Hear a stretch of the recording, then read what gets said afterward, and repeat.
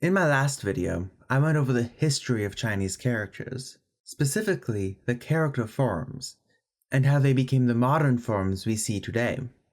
Near the beginning of that video, I mentioned that our earliest evidence of Chinese writing already shows a fully developed system, similar in structure to modern Chinese characters in the way they work, with some notable exceptions.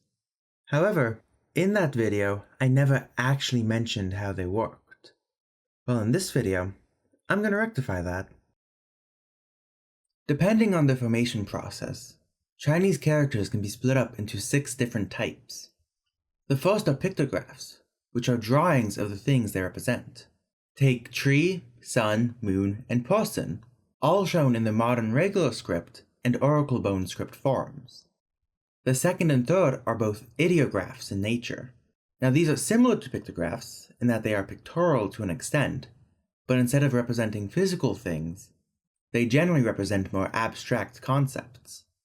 These can range from simple ideographs like up and down, and even 1, 2, 3, to more complex compound ideographs, like many trees together for forest, or a man leaning on a tree for to rest. A very common misconception about the Chinese languages is that their writing system is just pictographs and or ideographs. However, just a system of pure pictographic or ideographic characters is highly unlikely to ever occur naturally. So Chinese, like Egyptian, Sumerian, and Mayan, opted to mix phonetic elements into the writing system. Quickly skipping over the fourth type of character for a second, this leads us to our fifth type of character, which makes use of a process of phonetic loaning, also known as rebus. This is where the phonetic quality of a character is used without any of its semantic meaning. We can see this in the characters for to say and 10,000, which were originally pictograms of a cloud and a scorpion respectively. So because cloud and to say, as well as scorpion and 10,000, sounded similar enough to each other that the characters eventually came to be used for both words. We can actually still see this happening in the modern day, like the slang me, the character for honey, being used for the English loanword miss in some circles. Funnily enough, the word for honey in Chinese, mi, Old Chinese mit, is also a loanword, and is actually cognate with the English word mead, as the word was probably loaned into Chinese from Proto-Indo-European meidu, through Tocharian b, meat. Now a character used for rebus may eventually lose its original meaning. Like with these two characters no longer meaning cloud or scorpion, now only used for to say and 10,000, or it may continue to be used for both the old and new meanings, like me. Now let's go around back to the fourth type of character, which can be seen as a combination of the rebus principle and the ideographic principle, and are known as phonosemantic compounds. Like the rebus characters from earlier, a character is taken and used for its phonetic quality only. However, this could overload a character semantically, so a determinative is added to, well, help people determine what semantic meaning was intended. A perfect example of this phenomenon is me from earlier. The top component is providing the phonetic quality, while the bottom component shows that the character as a whole is related to the domain of insects, reptiles, and amphibians, as well as other things that crawl on the ground, aka a wug. We see this meaning component again in the new character for Scorpion. Here we can see the original character being used as a sound component, with the wug component being used as a determinative again. Cloud also gained a new character, the combination of its old character for the pronunciation and the component of rain for the semantics.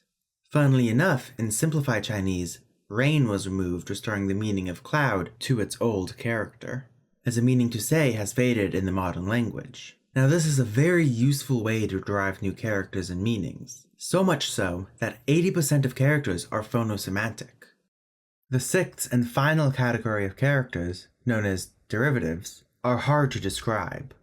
The two most oft-cited characters for this category that I could find are lao, meaning old and elderly, and kao, meaning to examine or test, though kao also meant long-lived or elderly.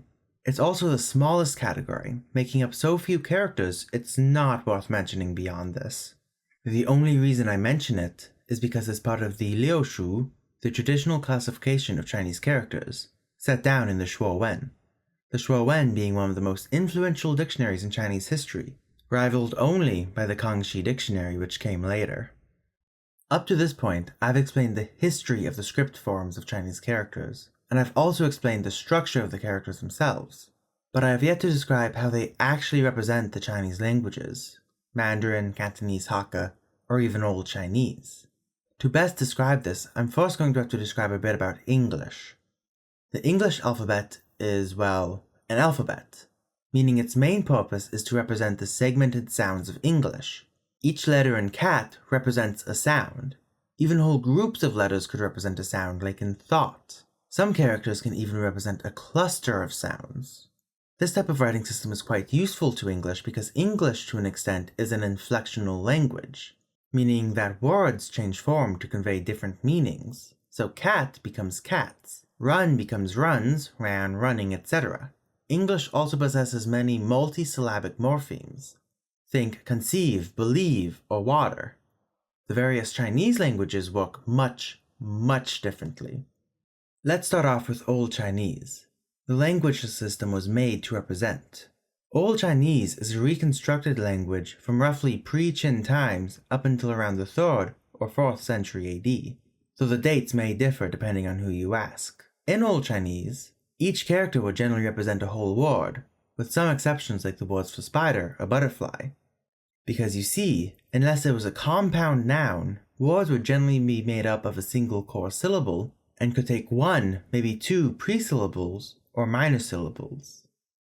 These minor syllables could either be part of the root itself or a derivational prefix, and could have a vowel of indeterminate quality, represented with a schwa, or not have a vowel at all. Over time, these complex word structures would simplify around that core vowel, resulting in many words becoming monosyllabic over time. The complex derivational morphology would also be abandoned. This resulted in more homophonous words, especially in the northern languages like Mandarin.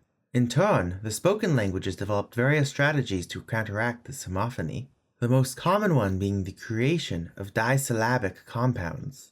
Generally, this would entail a combination of two morphemes of similar meaning into one. Take yanyu or xuixi for example. Several derivational affixes were also created. However, instead of being part of the root syllable or a partial syllable like in Old Chinese, they instead are fully syllabic, like mun, hua, and a. An exception to this syllabic affix trend is Mandarin's hua, where a non-syllabic is appended to the end of a syllable, and has way too many meanings to count. Because of this, Chinese characters no longer represented whole words, but instead now represent morphemes, also making most morphemes monosyllabic in nature. Aside from loanwords or some native words from Old Chinese, like spider and butterfly from before, or the hua, which does take a full character, despite not being a full syllabic morpheme. Did you get that? In Old Chinese, characters generally represented individual words or parts of a compound, while in the modern languages, Chinese characters generally represent single-syllable morphemes, which can be independent words, parts of compounds, or affixes. The writing I just described for the modern languages was the vernacular writing used to represent how people speak, as well as the written basis for modern Standard Chinese. Alongside this writing system is Classical Chinese or Literary Chinese. Now, although the terms are largely interchangeable, there still exists a slight differentiation between the two. Classical Chinese was originally based off the vernacular of Old Chinese, but as the spoken language developed and split apart, the written standard stayed much more conservative. However, Classical Chinese did also undergo changes of its own, as it became what we call Literary Chinese today, under the influence of the various authors' native languages. Though it still retains many conservative features of Classical Chinese/Old Chinese, as the authors tried their best to emulate its form. Fun fact, Literary Chinese was actually in continued use until quite recently in the 20th century, in China as well as its neighboring states that learned to write from China, including Japan, Korea, and Vietnam. Something to remember as well is that Literary Chinese is purely a written language, and can be quite confusing to listen to when spoken aloud using modern pronunciations. This can best be exemplified by the poem Lion-Eating Poet in the Stone Den by Yuan Ren Zhao, or in Mandarin, shi shi shi shi shi, This amusing little poem was composed to show the troubles of reading literary Chinese using modern pronunciations, in this case Mandarin, which itself is a bit of an extreme example. Through these past 2 videos, I've shown you the history of Chinese characters, as well as the structure of the Chinese characters themselves and how they are used to represent the language. But this isn't the whole story, as Chinese characters are also used by various other languages in the region, from Japan and Korea to the east, to Zhuang and Vietnamese in the south, as well as Chinese adjacent systems like Khitan, Tangut, and Jurchen in the north. There's also more to talk about the modern considerations of Chinese characters in Chinese, about which languages have retained vernacular writing, the splitting of simplified and traditional characters, as well as the abandonment of Chinese characters in certain languages. But those are for a video of another time. If you like that video, and the other videos I make on this channel, consider subscribing to my Patreon. It doesn't have many benefits, but it has some. But until next time, I bid you all adieu.